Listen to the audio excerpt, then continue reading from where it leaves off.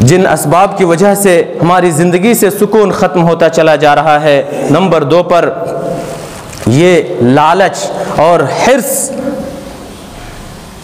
ہم آئے دن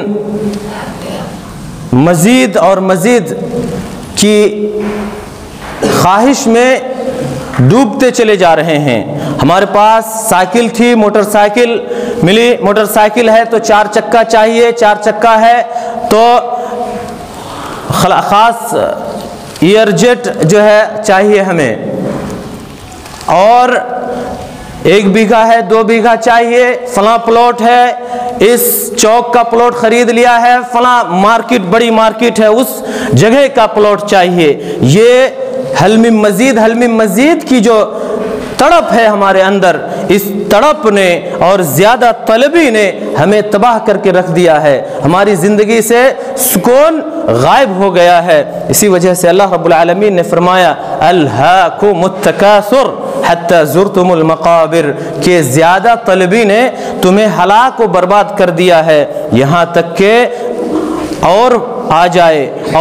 جائے اور چاہیے اس چیز نے تمہیں ہلاک کر دیا اور تمہاری موت ہو گئی اور تم قبر کو جا پہنچے۔ تو یہ زیادہ طلبی، لالچ اور زیادہ چاہیے، یہ بہت ہی بری خصلت ہے، یہ بری صفت ہے جس کی وجہ سے انسان اپنی زندگی کے سکون کو کھو دیتا ہے۔ تو اس لیے ہمیں اور آپ کو قانع بننا ہوگا، قناعت پسند، کہ جو کچھ ہے ہمارے پاس اسی پر قناعت کریں، اسی پر صبر کریں۔ اللہ کے رسول صلی اللہ علیہ وسلم کی وہ حدیث ہمارے سامنے ہونی چاہیے۔ اللہ کے رسول صلی اللہ علیہ وسلم نے فرمایا کہ دین کے معاملے میں اپنے سے